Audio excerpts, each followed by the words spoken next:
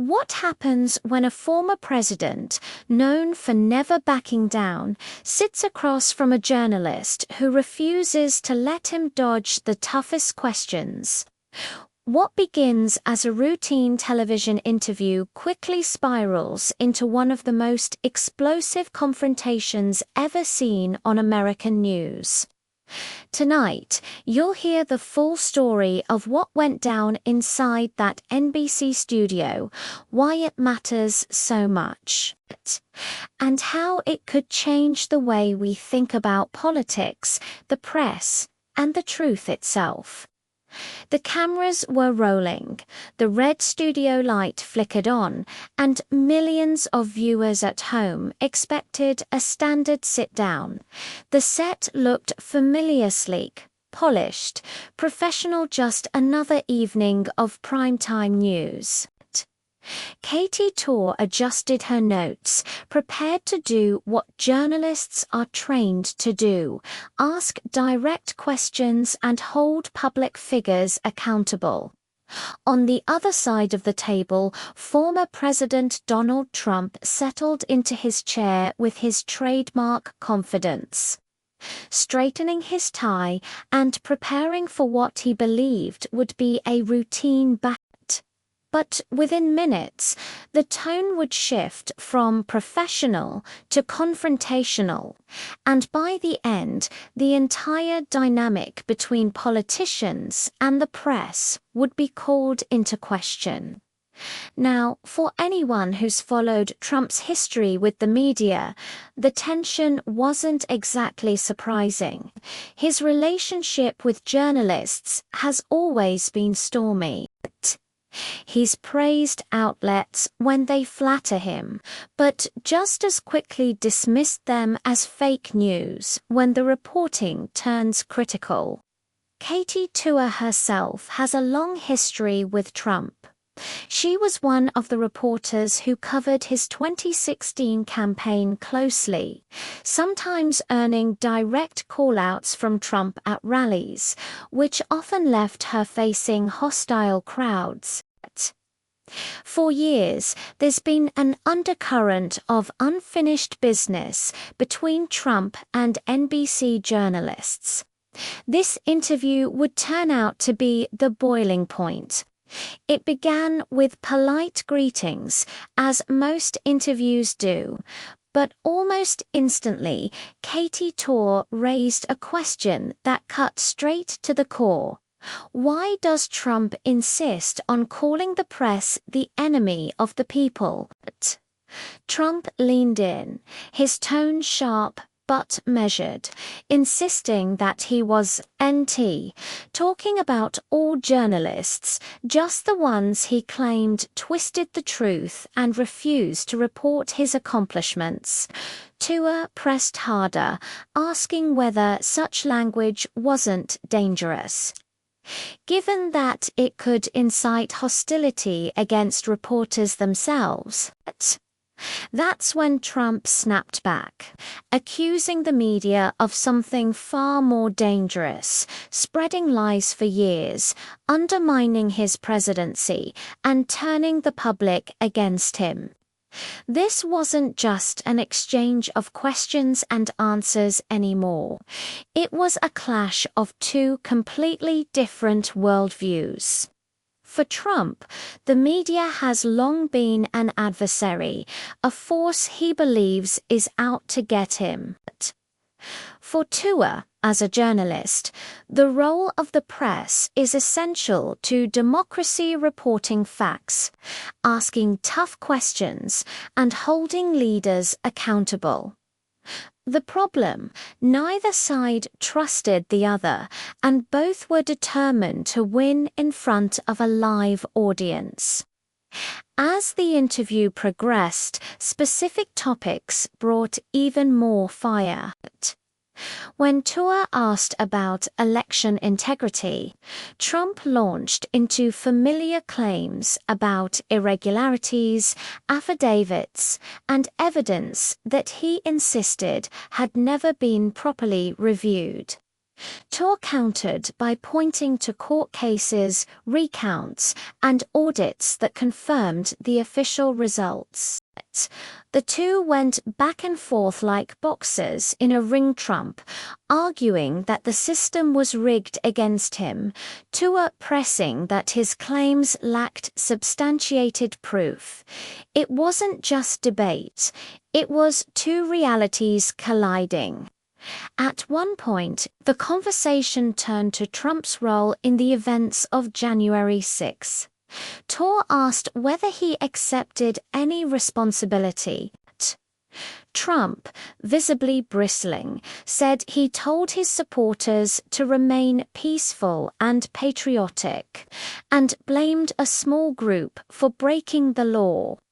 Tor reminded him of the words he used, "fight like hell," and asked whether those words carried weight, especially coming from a president. Trump shot back that "fight like hell" was a common political phrase used by many politicians before him, and that it was unfair to single him out for language that had been normalized for decades. Again, the clash wasn't just about facts, it was about framing, interpretation, and accountability. By now, the atmosphere in the studio was electric. Camera operators exchanged nervous glances, producers whispered frantically in the control room, and even the crew could sense that what they were witnessing was another interview. It was history in the making. Then came one of the most heated exchanges of the night, the topic of classified documents. Tor asked directly about the FBI's search of Trump's residence and the discovery of classified files. Trump's reaction was explosive. He called it a weaponized Justice Department, claiming every president had taken documents with them, and that he was being singled out for political reasons. Tor countered with the legal specifics, pointing out that the Presidential Records Act had clear guidelines. Trump shot back that those guidelines were selectively enforced, reminding viewers of past officials who faced little to no scrutiny under similar circumstances. The interview had reached a boiling point. Trump's voice rose, his frustration visible. Tor remained seated, her tone professional but firm, refusing to let the tension throw her off balance. It was no longer about single questions or single answers. It had become about trust, or the complete collapse of it. Trump accused NBC of acting less like a news organization and more like a political machine. Tor, defending her role, reminded him that journalists are tasked with asking questions on behalf of the American people. Neither side budged. The breaking moment came when Tor asked the one question Trump clearly didn't want to answer directly.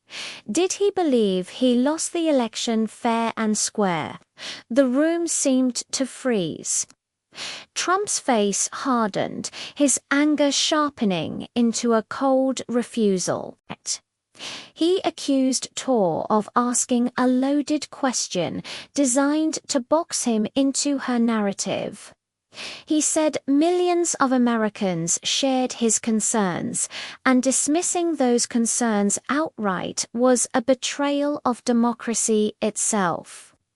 When Tor pressed again, Trump stood up, microphone still clipped, and declared he wasn't going to participate in what he called a charade. The control room scrambled. Should they cut to commercial? Let it play out live. In the end, millions of viewers saw something almost never captured on live television. A former president walking off set in the middle of a heated interview. The fallout was immediate.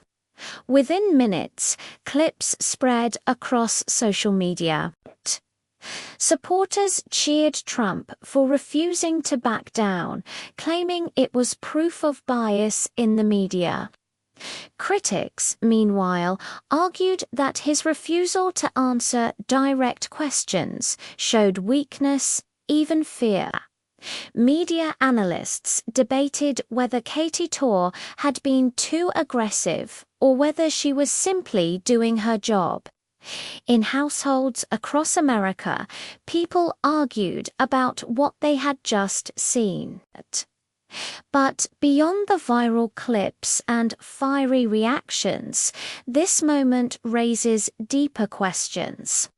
What does it mean when the relationship between politicians and the press breaks down completely? What happens when leaders dismiss journalism as propaganda, and when journalists are accused of being activists instead of reporters? The confrontation between Trump and Tuawazin, just about two individuals, was a reflection of the growing mistrust in American institutions. For Trump supporters, this interview reinforced what they've believed for years, that mainstream media outlets have treated him unfairly, never giving him credit for his policies, always highlighting controversy. But for his critics, it confirmed their fears about his unwillingness to accept responsibility or engage with uncomfortable truths. And for many Americans caught in the middle, it was yet another reminder of how divided the nation has become, not just politically, but in how we define facts, truth, and accountability. Even days later, the conversation hasn't died down. Commentators are still dissecting every exchange, every gesture, every raised eyebrow from that night. Some say it was a journalistic triumph, proof that tough questions can and should be asked. Others say it was a disaster, turning into a shouting match that left viewers more polarized than ever. But what's undeniable is this: the interview will be remembered not for its questions or its answers, but for what it revealed about America in this moment. A country where trust is fragile, where the line between journalism and politics is fiercely debated, and where even a single televised conversation can feel like a battleground for democracy itself.